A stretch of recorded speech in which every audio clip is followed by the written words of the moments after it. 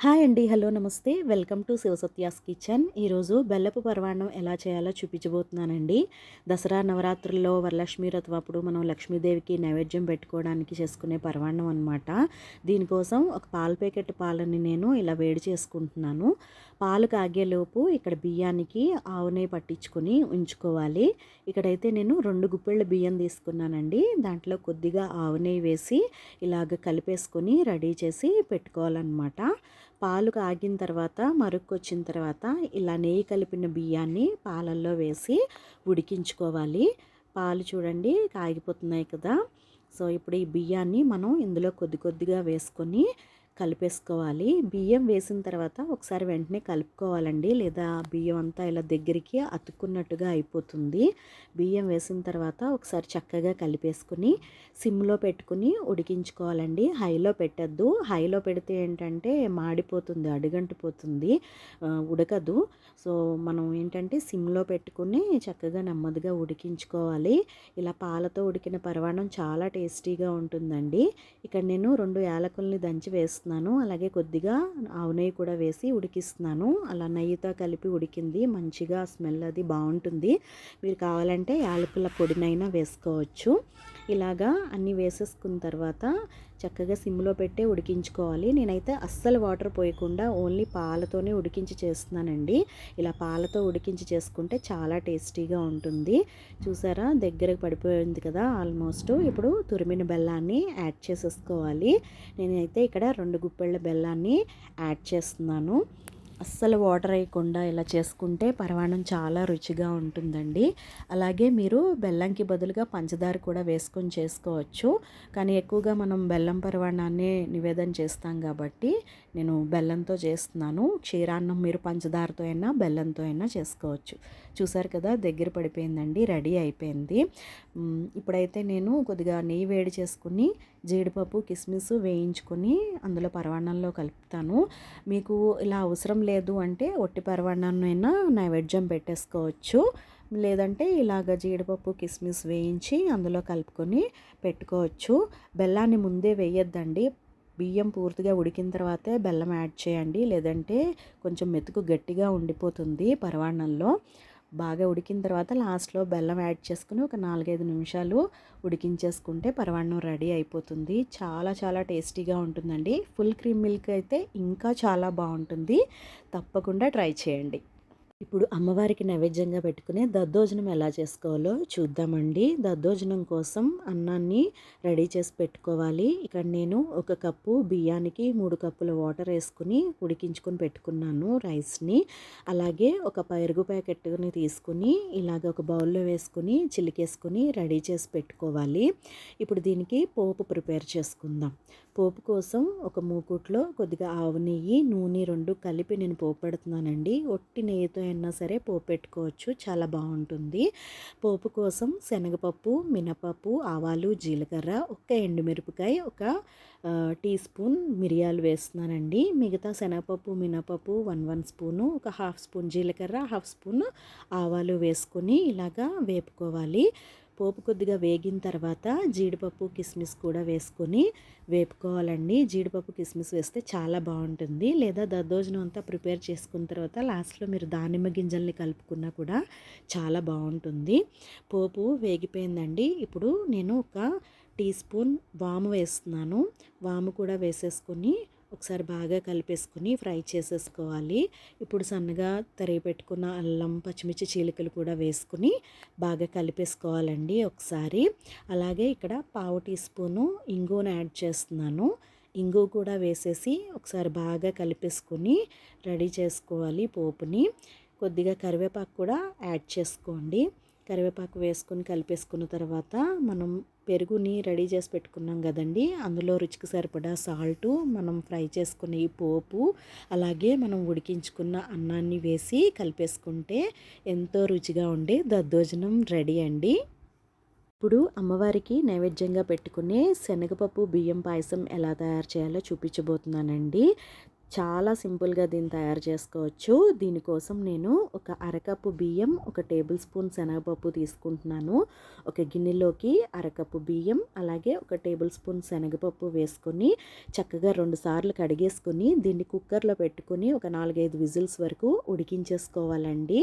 నేను దీనికి అరకప్పు బియ్యం తీసుకున్నాను కదా, అరకప్పు బియ్యానికి 3 అరకప్పుల వాటర్ పోసుకున్నాను. అలాగే కొద్దిగా ఆవు నెయ్యి వేసుకొని కుక్కర్లో పెట్టి ఉడికించేసుకున్నాను. ఒక 4, 5 విజిల్స్ వరకు ఉడికించుకుంటే చక్కగా మనకి ఇలాగా రెడీ అయిపోతుందండి. ఇప్పుడు దీనిలో మనం బెల్లం కానీ పంచదార కానీ వేసుకొని మనం ప్రిపేర్ చేసుకోవచ్చు. ఇక్కడైతే నేను పంచదారతో చేస్తున్నాను. మీరు కావాలంటే బెల్లాన్ని కూడా వేసుకోవచ్చు. మనం తీపికి సరిపడా పంచదార వేసుకొని చేసుకోవచ్చు, లేదా బెల్లమైనా వేసుకోవచ్చు. నేనైతే 1/3 కప్పు పంచదార వేసానండి. అలాగే 2 యాలకుల్ని ఇలా దంచి వేస్తున్నాను. కొద్దిగా నెయ్యి కూడా వేసి ఉడికించుకుంటున్నాను అనమాట. ఇలా సిమ్లో పెట్టుకుని చక్కగా ఉడికించుకోవాలి. దగ్గర పడిన తర్వాత కొంచెము ఇప్పుడు దీనికి కాచిన పాలని యాడ్ చేసుకోవాలండి. ఒక గ్లాసు పాలని యాడ్ చేశాను నేను. పాలు కూడా వేసేసి చక్కగా కలుపుకుంటూ ఒక 4, 5 నిమిషాలు సిమ్లో పెట్టుకుని ఉడికించుకుంటే అంతేనండి. చాలా సింపుల్ కదా, కానీ టేస్ట్ మాత్రం నిజంగా చాలా బాగుంటుంది.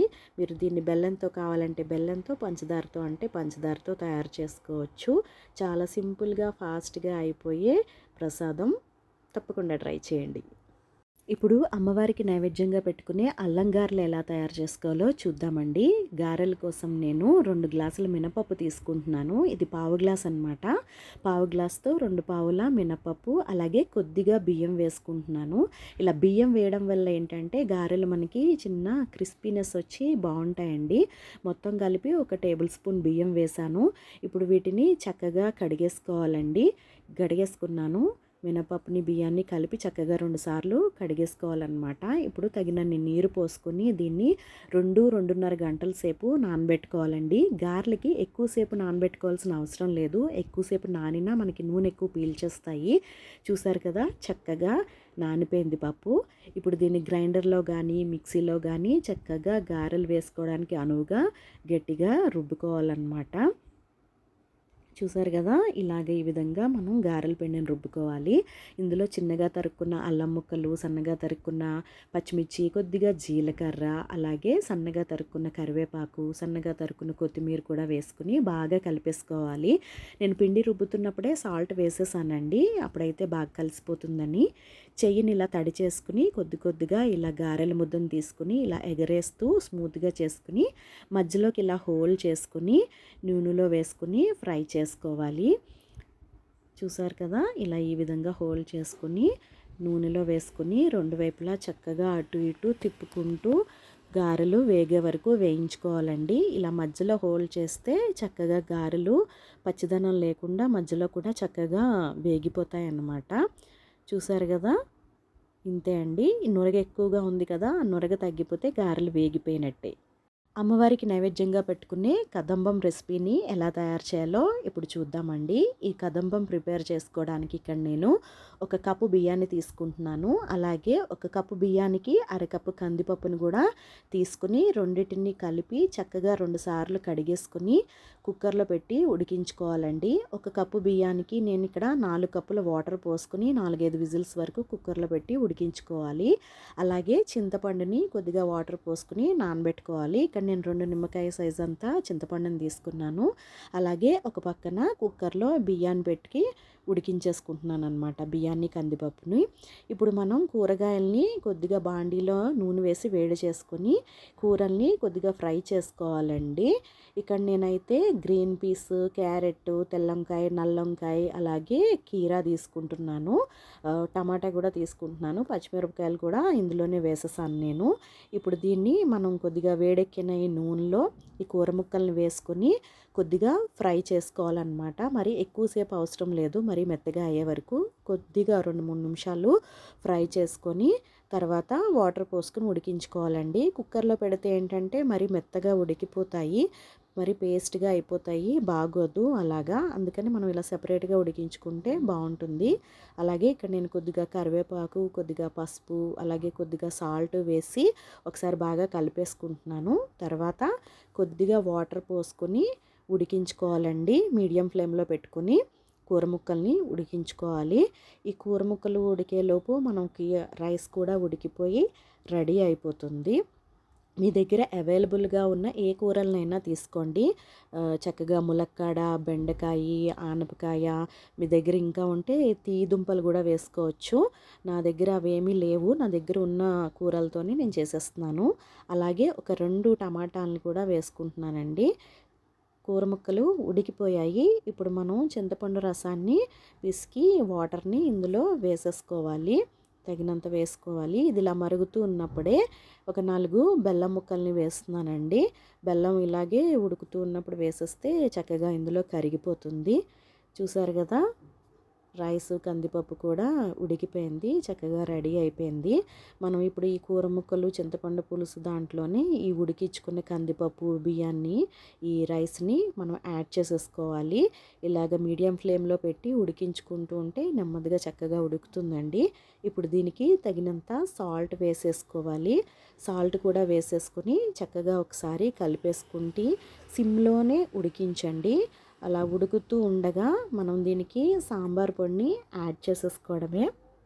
నేను ఇక్కడ 3 టేబుల్ స్పూన్ సాంబార్ పొడిని కొద్దిగా వాటర్లో మిక్స్ చేసి వేస్తున్నాను. చక్కగా ఇది వేసిన తర్వాత చక్కగా కలిపేసుకుని సిమ్లో ఉడికించుకుంటూ ఉండాలండి. ఇప్పుడు దీనికి పోపు పెట్టుకుందాం. నేనైతే నెయ్యితో పోపు పెడుతున్నానండి. నెయ్యితో పోపు పెట్టుకుంటే చాలా టేస్టీగా ఉంటుంది. నెయ్యి వేడెక్కిన తర్వాత ఒక స్పూన్ జీలకర్ర, ఒక స్పూన్ ఆవాలు, అలాగే ఒక ఎండు మిరపకాయ తుంచుకొని వేసుకోవాలి. పోపుని ఇలాగా కలుపుకుంటూ వేయించుకుంటే చక్కగా వేగుతుందండి. పోపు వేగిపోయిన తర్వాత మనం ఈ కదంబంలో కలిపేసుకుంటే రైస్లో రెడీ అయిపోయినట్టే.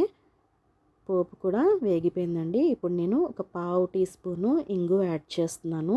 ఇంగు కూడా వేసేసి చక్కగా కలిపేసుకుని ఈ పోపుని మనం ఉడికించుకున్న ఈ రైస్కి మిక్స్ చేసేసుకోవడమే. అలాగే తర్వాత సన్నగా తరుక్కున్న కొత్తిమీరను కూడా లాస్ట్లో వేసుకుంటే చాలా టేస్టీగా ఉంటుందండి. చాలా చాలా రుచిగా ఉండే కదంబం రెసిపీ తప్పకుండా ట్రై చేయండి. అలాగే మీ ఫ్రెండ్స్కి, ఫ్యామిలీ మెంబర్స్కి, మీ రిలేటివ్స్కి షేర్ చేయండి.